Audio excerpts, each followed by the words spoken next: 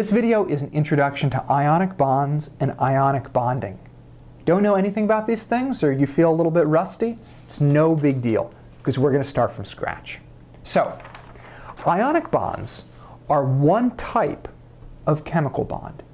Chemical bonds are like glue that holds atoms together. Okay, like here are two atoms that are bonded together, they're connected, they're glued. Now, ionic bonds are the type of chemical bond that hold together metal atoms with non-metal atoms. Okay, so if you look at a periodic table, there's this big, thick staircase over on this side. And this staircase separates the metals, which are all the elements on this side, from the non-metals, which are most of the elements on this side.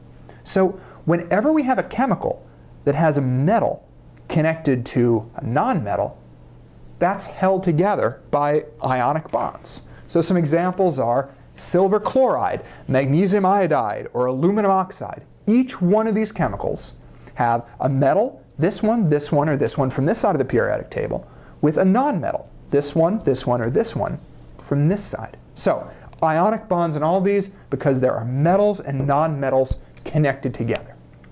Okay, so now we're going to talk a little bit more about the how and why that's going on with the bonding here, right? It's like, how do these atoms actually connect together? What's holding them? That's what we're going to talk about next. Okay, so to learn more about ionic bonds, we are going to focus on a chemical called sodium chloride. Sodium chloride is a fancy scientific name for table salt. It's the stuff that you put on your food.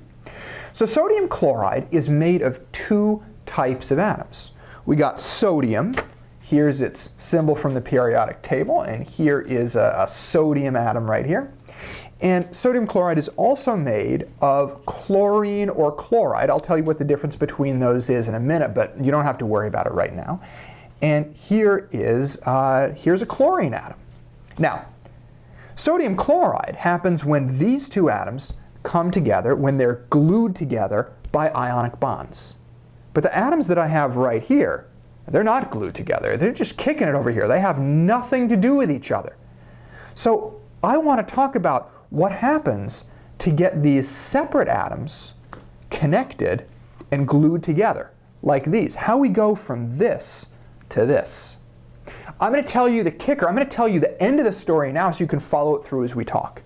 The reason why these two atoms are connected is because they end up getting electrical charges. Okay, this atom is going to end up getting a negative charge, and this atom is going to end up getting a positive charge. What do oppositely charged things like to do? They like to attract. And so because these things get different electrical charges, they are going to be held together by those different charges attracting. Okay, so let's look at the steps that we have to take to go from this to this. The first step is pretty much what I got right here. We're starting with two separate atoms that aren't connected. We got the metal atom, the sodium here, and the non-metal atom, the chlorine, over here. Now the first thing that happens on the road to an ionic bond is that the sodium atom gives one of its electrons to the chlorine atom. Here's the electron moving between the two of them from the sodium to the chlorine. Now this electron moving will change the charges of these two atoms. Okay? That's what happens in the next step. Sodium gives away one of its electrons to the chlorine, so it loses one electron. It has one fewer electron, and that's going to give it a positive charge because it lost an electron. But chlorine gained one of the electrons from sodium, so it's going to become negative. It's going to get a negative charge because of that extra electron. So now, these two atoms take on electrical charges. And what do we call atoms that have charges? We call them ions. This one's a positive ion, sodium becomes positive, chlorine becomes negative. Now here's where the difference between chlorine and chloride comes. Chlorine is what we call the chlorine atom when it's neutral. So up here, this non-metal atom, chlorine, just hanging out here, is chlorine, zero charge. But down here, after it's received one of the electrons from sodium, it gets a negative charge. It becomes a negative ion. And now we change its name just a little bit. We call it chloride. So it's the same atom. Chlorine and chloride, they're the same atom. It's just chlorine is the version of chlorine with a neutral charge, 0 charge, and chloride is the version of chlorine that just has a 1- charge. And it got that 1- charge because sodium gave one of its electrons to chlorine, turning it into the negative chloride. Now people often ask, why does sodium give its electron to chlorine? We'll talk about that in the next video. It's a great question. But anyway, a transfer of electrons takes place between these atoms, giving this one a positive charge and this one a negative charge. And what do opposite charges like to do? They like to stick together. And so this is what we end up with. The two atoms glued together because their opposite charges are holding them together. Okay, so there are really 3 important steps in an ionic bond forming. For the example of sodium chloride, here's what they are. The first step is an electron transfers from sodium to chlorine. Sodium gives one of its electrons to chlorine.